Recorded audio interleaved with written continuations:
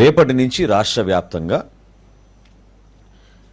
Rice card services enable చేస్తున్నాం.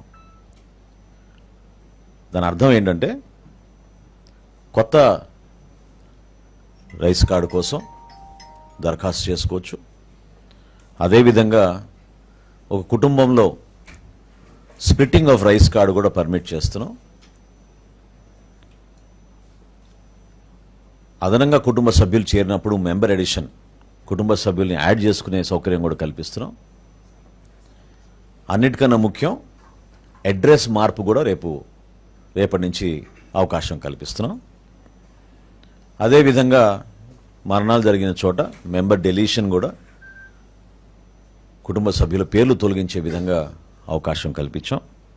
చివరిగా గతంలో మీ అందరికీ తెలుసు, ఈ సందర్భంగా గుర్తు చేస్తున్నాం, గౌరవ ప్రధానమంత్రి నరేంద్ర మోడీ గారి పిలుపు మేరకు దేశవ్యాప్తంగా చాలామంది పౌరులు ఎవరైతే అర్హత లేని వారు ప్రభుత్వం నుంచి సబ్సిడీ పొందుతున్నారో గ్యాస్ సిలిండర్ల పైన స్వచ్ఛందంగా వాళ్ళని ముందుకొచ్చి వాళ్ళ పేర్లు డీరిజిస్టర్ చేసుకోమని ఆయన కోరిక మేరకు దేశం మొత్తం కూడా ఒక అద్భుతమైన కార్యక్రమం జరిగింది. అదేవిధంగా మన రాష్ట్రంలో కూడా ఎవరైనా సరెండర్ చేయాలనుకుంటే కార్డ్స్, దీంట్లో రెండు ఉన్నాయి. ఒకటి ఇప్పుడే మా కమిషనర్ గారు కూడా నా దృష్టికి తీసుకొచ్చారు.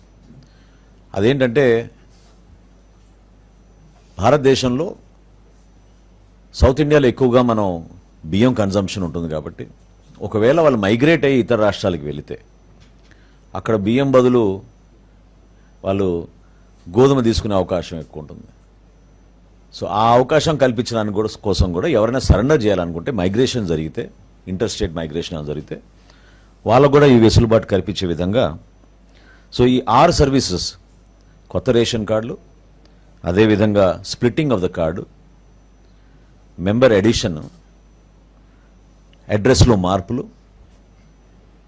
అదేవిధంగా ఎవరైనా మరణిస్తే వాళ్ళ పేర్లు తొలగించే విధంగా, చివరిగా ఎవరైనా సరెండర్ చేయదలుచుకుంటే తప్పకుండా వాళ్ళకు కూడా ఇదొక అవకాశం.